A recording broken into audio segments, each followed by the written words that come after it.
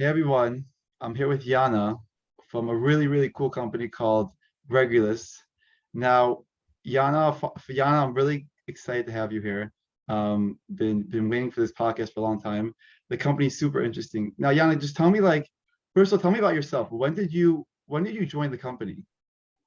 Yeah, thank you so much for having me, first of all. Really Yes. glad I can do this with you.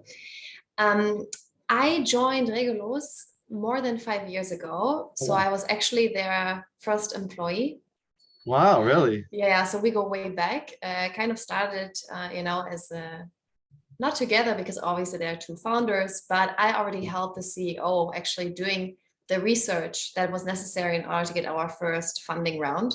So I Wow. already helped a little bit before, and then I joined more than 5 years ago. Wow. Okay, so you've been with the company since the beginning. Now, Yes. what does the company do? Tell me about the company. Okay, so our company really went through a lot of interesting phases. And right now, the last year, 1, 2 years, we are really focused on counter drone capabilities. Wow. So technology that defends against, unmanned aerial vehicles. Before that, we also had a phase where we actually protected GPS from so-called spoofing attacks, and we were focused on the automotive sector for a while, autonomous cars and so on. And Wow. then with Corona, the automotive sector was really much focused on other stuff, we would say, which kind of led us to use our technology to like turn it around. And now we're working on counter drones. And I think it was a very lucky turn. Yes, that is so interesting. Now, can you tell me a little bit about the founders? Like, what's their background a little bit? Because this is even to go from one to the other, those type of technologies, those are really hard just technologies to get into. Like, tell me about them. They must be Yeah, really like, so the founders are two guys, Jonathan Zur and Yoav Zangwir, and both of them, first of all, really strong experience in the defense market. So they've mhm, been working, Yoav has been with Elbit for many years, working there as an, you know, electrical engineer and engineering all sorts of stuff. Jonathan, on the other hand, also worked with the IAI and is actually still a helicopter pilot in the Israeli Reserve Army. wow. So those two have a really vast background when it comes to these kind of autonomous vehicles, first of all, drones, and then also the whole defense sector around it. That And is really that's really interesting.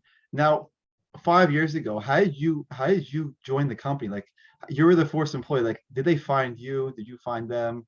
And you like, what's your background? so I actually got really lucky. I worked with Jonathan, the CEO, already before in a different startup. And back then, I was only sort of saying, I started like a student intern because I Mhm. was studying here in Israel. I only came to Israel in like 2014, I think. And Nice. I was studying communications, now a completely different topic.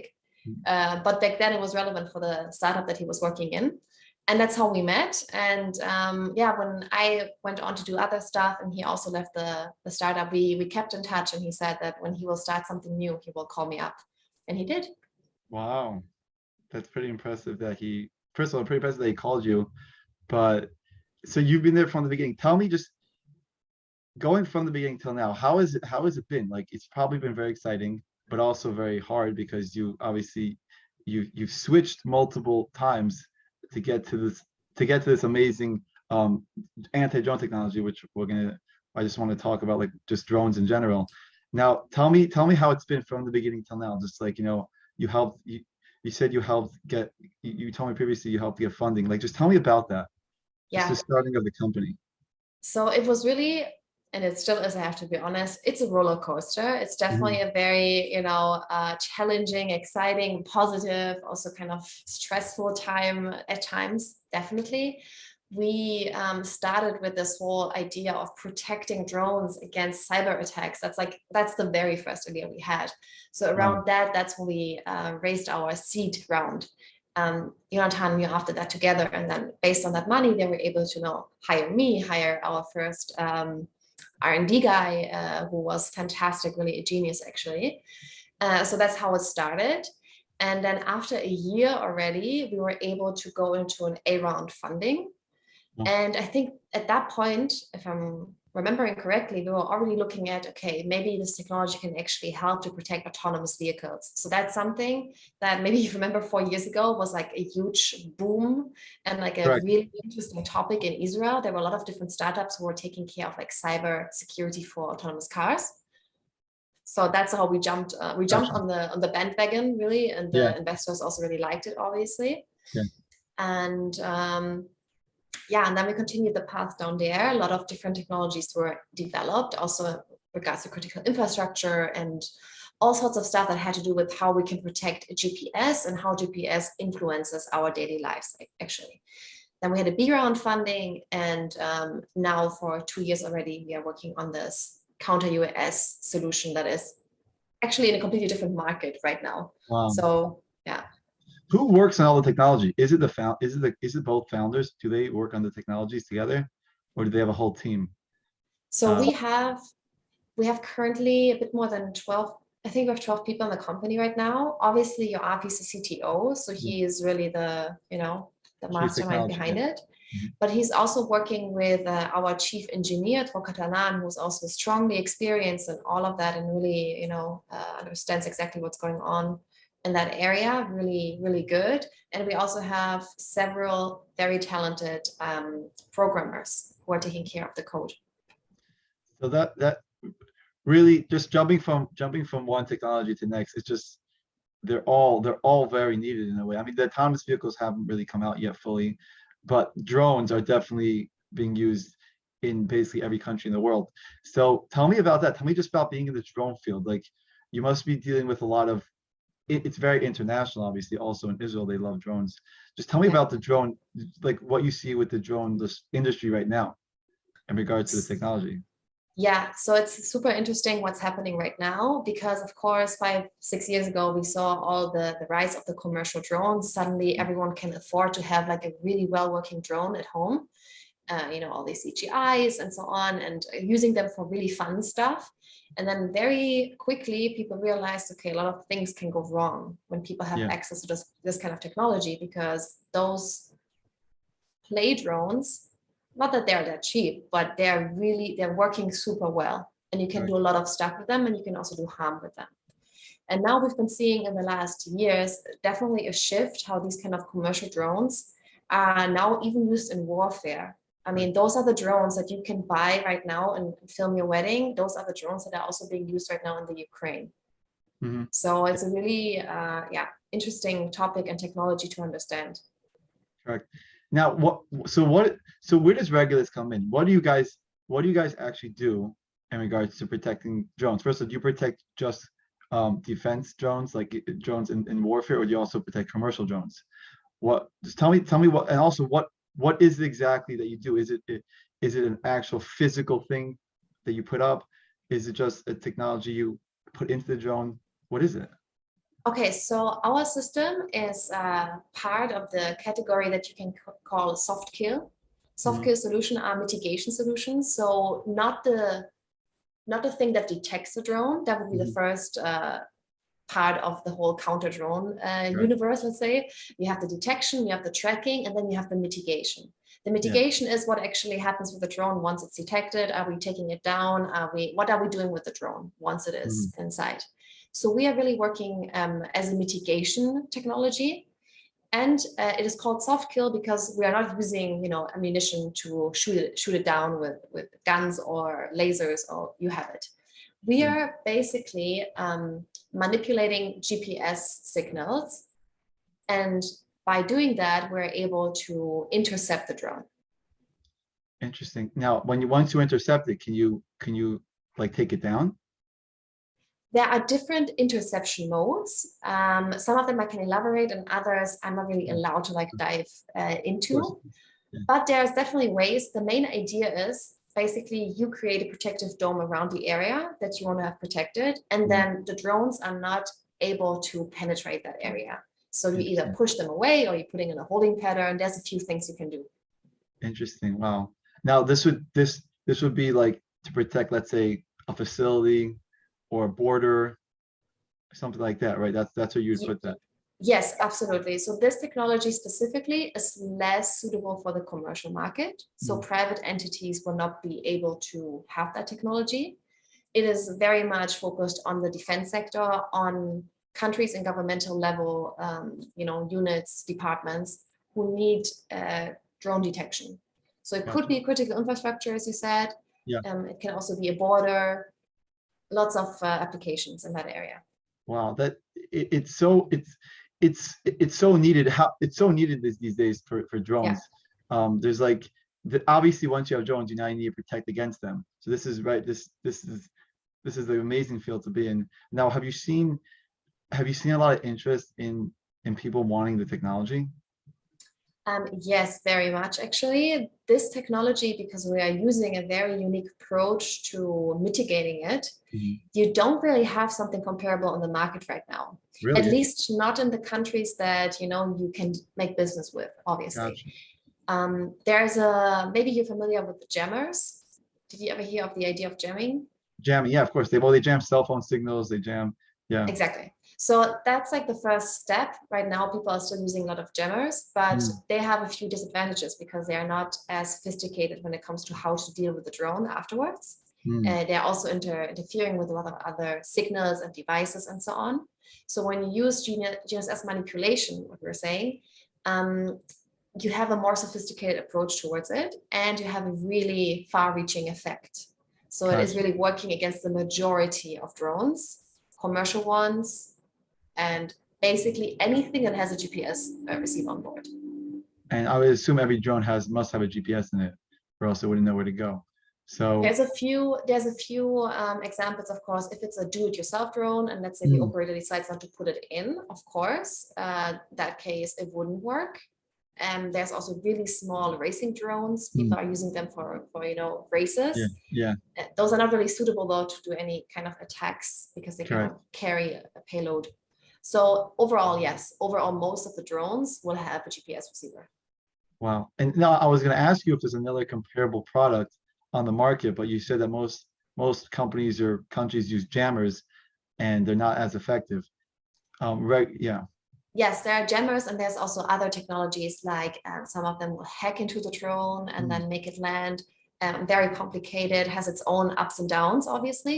Everything has its ups and downs. There's nothing perfect on the market. Many for times sure. it's a combination of systems that you will need in order to have the perfect result. For sure. And obviously, once you create technology that takes down drones, now they're going to incorporate into the newer drones technology to counter that. That's always how it works. So it Yeah. will never be perfect because whatever you create, they're going to try to create something better. But you always got to be on top of it. And that's Yeah, an it's always a race, definitely. And we're coming actually from the area of protecting against GNSS manipulation. That's how we started. That's how we started. We are detecting these kind of attacks. That's what we were doing with autonomous vehicles. mm, And then we took our own red team that was capable of doing these kind of attacks, mhm. turned it around, and made that the product. So Wow. we actually have a really good understanding of both sides of the metal, of the Wow. coin. Interesting. Yeah. Now, let's say, so if there's one drone that comes, okay, you can, let's say, detect it, try to take it down. What happens if there's 100 drones? What happens if there's a whole swarm of drones? What is there a limit to what the system can detect and um, you know, take care of? So overall, first of all, we're not doing any detection. Hmm. Oh If yeah, okay. there needs to be a detection, that's not an issue. That's usually integrated with, radars, RF Gotcha. detectors. It's always a combination in these kind of situations. But I will say that due to the nature of what we're doing, we don't care what kind of drone and how many, because it Hmm. just doesn't Interesting. affect the technology. You're just sending out the signals, and whatever will get into the beam will be affected by it. Got you. Now, I know you probably can't say, but is there a certain radius of how much it can protect? Like, Yes, there's a you're very correct. I can't really go into detail, but and essentially, it's always a matter of how much power you're putting out hmm, and what kind of antenna you're using. got you. Now, when someone wants to buy the technology, are they buying something physical, or they're buying, let's say, a yearly type of not subscription, but something to where they can use it for a certain amount of time? Like, how do you sell the product? Yeah, it is a piece of hardware, Gotcha. definitely. It's a Mhm. piece of hardware that you can either deploy stationary, you can also put it on a moving vehicle, Mhm. even on a ship, where it's very Wow. flexible. Wow. But you will receive something physical. Gotcha. Now, is it, I know you probably can't say pricing, but is it expensive? Would you think it, or is it like, or is it something that countries or anyone that wants it, they can afford it? Like it's not something super like it's affordable. Yes, it's definitely compatible. It's very, it's not, we're not talking about these massive systems by these Gotcha. huge defense contractors. So Gotcha. it's not in that realm. It's lower. So any country or government, anyone that needs it is able to get it. It's not like it shouldn't be out of their budget. It shouldn't be out of their budget. And of course, we are limited in some ways with who we can deal with.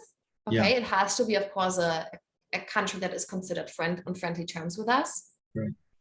You don't want to give you don't want to give the wrong country the good technology.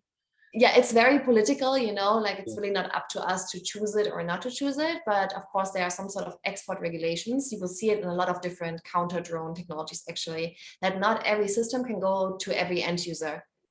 Now, who regulates that? Is that let's say the American government or the Israeli government? Like who tells you who you can sell to or not? Is there a list? That is the Ministry of Defense here in Oh, Israel. here in Israel. Also, Yeah, yeah. so depending on where you created, that's where they're gonna tell you like we want. Wow, Exactly. interesting. You have export limitations based on the country you're from.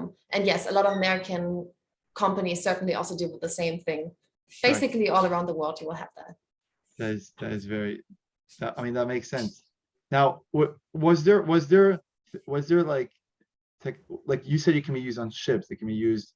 I don't know if it can be used on planes. It can be used anywhere stationary. Was there stuff that you guys saw that were like, wow, I didn't even think we could put it there, or to protect this type of thing, and people wanted to protect, let's say, something that you didn't think was something that like you wanted to protect. Hmm. Interesting question. I think we're definitely learning, each day, each week, that there's Yeah. new use cases that we hadn't thought of, because people become more creative when they're using drones to do these kind of things. Um, I can't think of something concrete. I think it's Yeah. really, any stationary or moving object that wants to protect something, it's kind of suitable for that.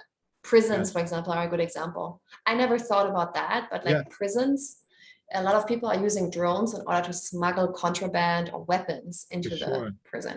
So those places also need counter drone I wouldn't technology. think I wouldn't think about that too, but that makes complete sense. Prisons are trying to be the most secure possible, and they would love to have counter drone capabilities. Wow, They're that's looking for it. I can tell you a yeah, bunch of countries in Europe who are like, they're looking for it because they are already experiencing it. There's articles out there. It's happening in California. It's happening in prisons in the UK.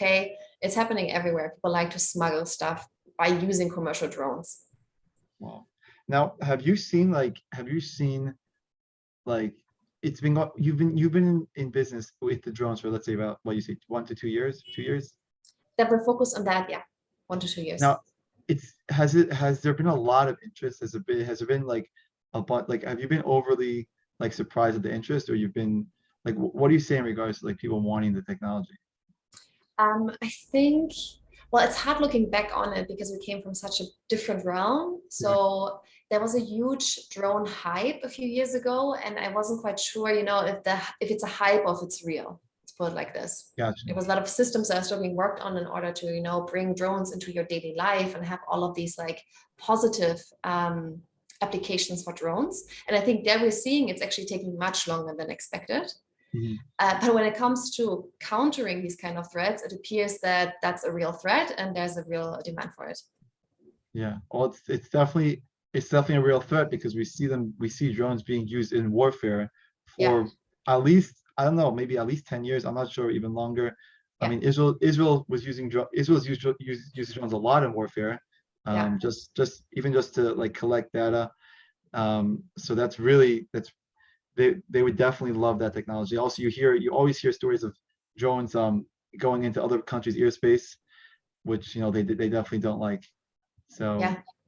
Actually, just maybe you heard about it, but last week we had an incident here in Israel. apparently something coming from Lebanon, Mhm. some drones that were trying to target the gas raft that we have in the ocean. Oh, wow. Yes. Yeah. So it was all over the news, and apparently what they had to do in order to take these drones out was really like an overkill because they were using a fighter jet to get it down and like all that stuff. It, So we still see a lot of responses that are very, extreme considering the threat at hand. There's a very disproportionate power use. there's a little drone coming at you, and you send a warplane after it. I mean, Yes, it definitely works, but it's not. Yeah, it's definitely not needed. And it's definitely very expensive to it's send. not sustainable. Yeah, It's very expensive to send those planes out, and you don't. What happens if they send 1,000 drones? Exactly. What do you do? You send 1,000. Like, you can't do exactly. that. That would Exactly. overwhelm you. So Regulus is honestly like this is the future. This is the future in drone technology. This is needed. I don't see how a country wouldn't need or want this technology. It doesn't make it. It's drones are maybe one of the scariest threats because you can't really see them coming. You can't Yeah. see them coming, and they're not that expensive. They're not that expensive to create, and no one has to be in them. So they don't lose Yeah, anyone. they're highly effective, really. And I think one thing that is always important to remember is the mitigation is one thing, right? But the other part of the whole thing is to detect them. And the detection is extremely difficult because these drones are very small. They behave in a certain way that, it's hard to understand, is it a bird? If they're hovering, many of these radars can't even detect them at all. Interesting. So there's also a lot of work that has to be done on the detection side in order to make it better. Just simply because, not because these systems aren't good, it's just a very challenging, it's a very challenging thing to detect. The I mean, radar is never perfect, but especially detecting something small. That's yeah. They probably think it's a bird a lot of times. You have to really just. I don't know how they figure out what it is, but you try Smart and take. algorithms. Yeah. Now tell me, do you think you're gonna need to grow the company? Like you said, you have 12 employees. Based on the, people wanting the technology, you think what do you see the future looking like for the company from right now? Yes. So basically, I think we do see that obviously right now we're still manufacturing everything, very by ourselves in a way, Mhm. because we have our own manufacturers and so on. But in order to scale it up, things will need to happen. We need to branch out, of course, in different Yeah. places, maybe in different countries. We do have some partner companies. We Mhm. have a Israeli partner company, and they have some partners also in the US and so on. So there is a network of different sort of partners that are already working on it. The core crew of the company is currently 12 people, Right. but I'm sure and I hope that we'll grow more. Yeah. Wow. Now, who deals with speaking to the defense? You have to deal with a lot of red tape and stuff. Speaking with other countries and Yeah. making sure that they're okay. Israel's okay with it. Who deals with that, and how do you deal with that? Because that's something that seems very difficult, but also very interesting. Yeah, definitely. I'm the VP of business development, Mhm. so I do a lot of that kind of work. But we also understood, in the beginning, it always takes a moment to understand a new industry or like a new market that you're Right. entering. So it's obviously very different from the automotive sector. Right. And what's happening in the military sector is you have a lot of very good agents, people in the relevant countries who help you getting these kind of connections. Gotcha. So there's a lot of setting up behind the scenes, and then eventually you will all meet on the field and do a demo, and then take it from there. Interesting. Okay, so you're saying it's definitely hard work, but it's not like they try to make it as easy as possible because they would like to incorporate these new technologies into their country. Oh, yeah. I No. think so. The Asians are usually more private people that maybe Okay, coming okay. from, they're coming from that area though, right? They used to work in the security ministry, whatever. They used to do that Gotcha. job, so they Now they're private. understand what's happening. Gotcha. And then in general, when you deal with militaries, maybe not the Israeli one because they're really eager to decide, and also the Mhm. US are really quick deciders. Okay. In other countries, everything is really slow.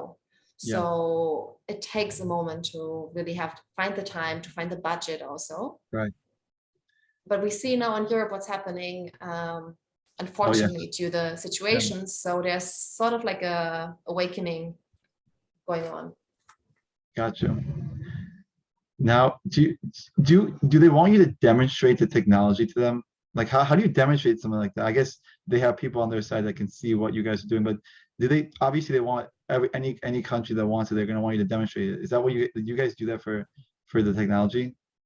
Yeah, so I think in the beginning of counter drone, that when the whole topic started, there was a lot of offerings and services and technologies that would say they do a certain thing, and then it turned out they weren't as ready as they said they were. Mhm. So there's a lot of doubt or suspicion in Of the course, industry.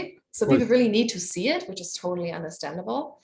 And so what we're doing is we're setting up these demos, usually abroad with the entities that want to see it, because we need to have a variety of permissions in place in order to showcase our technology.